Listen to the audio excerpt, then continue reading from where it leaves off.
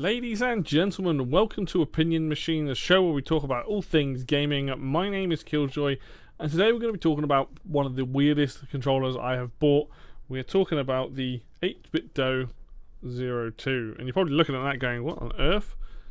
It's just a scale for the box, not a very big box. In comparison, about one part of that box for the other for the light. But yeah, there it is, and in comparison, there it is in person. Possibly the world's smallest controller. Probably isn't, but it is a dinky little controller. And you know, I bought this because it's novelty. As you can see, it's on at the moment. I do have trouble. There are instructions with it. I had trouble pairing this thing, but that might be my own stupidity rather than the controller itself. Realistically, you're only going to use this controller for 2D platformers or very retro games. You are not going to use this for anything else. So yeah, I can't really show off. Like, I could show off Mario Kart, and maybe I will do, or show off something, but this controller, as you can see, it's on at the moment because I didn't want to turn it off in case it wouldn't reconnect. But yeah, there it is, the 02. There's nothing crazy about it. It has a charging port in the top, which isn't USB-C, so that goes to show that this thing was probably before we had that massive changeover to USB-C. There's your D-pad, sticks up quite a lot, but I quite like this. In fact, I do quite like this D-pad. It's quite springy. I can't say it's amazing because my hand's a little bit too big for it. And then also the buttons on here are quite stiff. Start and select are quite... It's not a great controller, I'm going to be honest. I bought it for novelty purpose only. I didn't expect it to be this small. I actually thought it would be more like how big the box is. If you look at how big the box is, I actually thought it was going to be like the length of this box. There's a lot more long and thin kind of thing, but that was not the case. I'm not going to spend too much time yabbering now. I'm just going to get into games and talk about it because there's not much I can really explain without just showing you guys. So let's just hop on over to a game and we'll just talk about it then.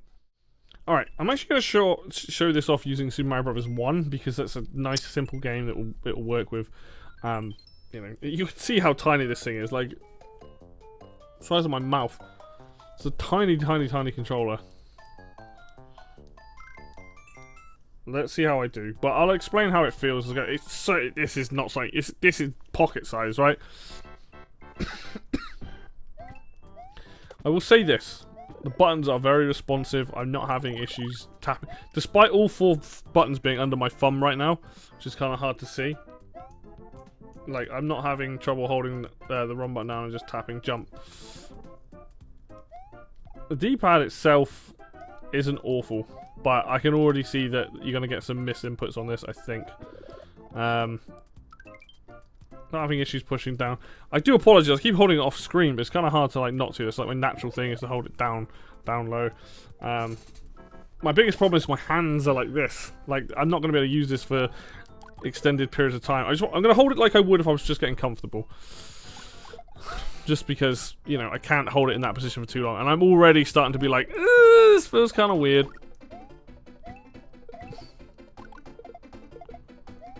Weirdly enough, even though there's not a lot of buttons on this controller, there are some secret hidden things you can do with it. Which I have the instructions to the left of me, so I can show that off. This is for a kid, this controller. Like, my hands already feel funny just from using it. But the D-pad itself, I like the fact that it sticks up.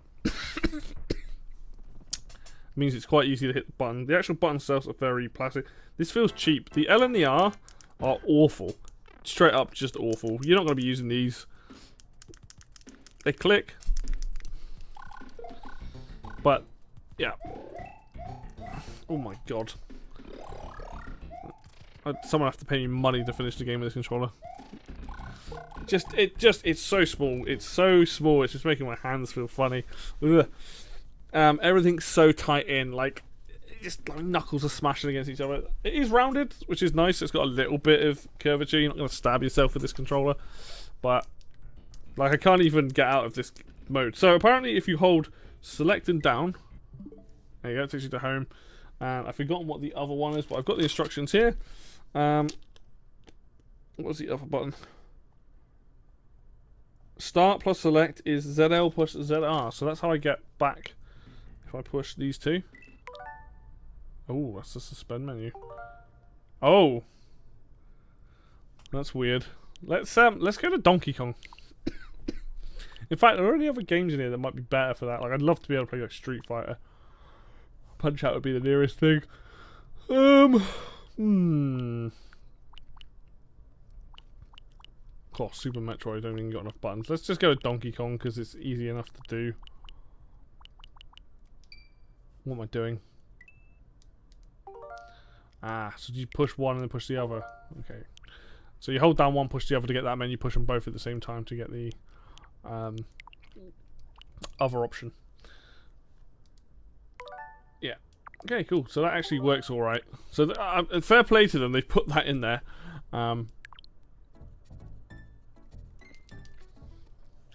Let's see how well I do with this, because again, oh, we had a bad input. Ooh. Oh no, God, good lord. Okay, hang on, let me hold it like a bit more flat. I'm holding it down like this.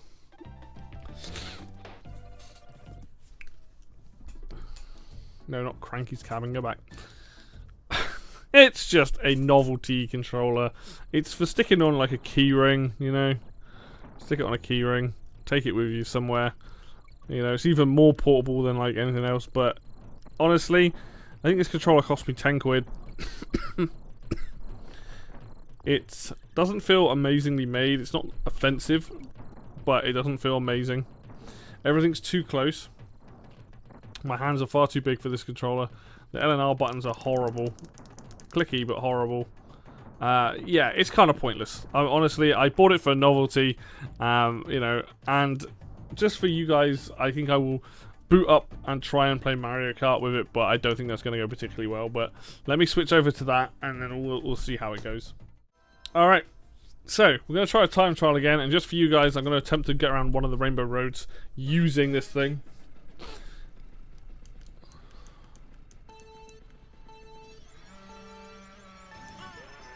Okay, so I can hop, so... Oof. Oof. Oh dear. Let's see if I can get through this entire track using this little thing. Oh, it just feels weird. Even a small kid would have trouble using this. You know what? Weirdly enough, this D-pad, like, it's quite spongy, but I quite like that. It's just far too small. Oh, we've gone off.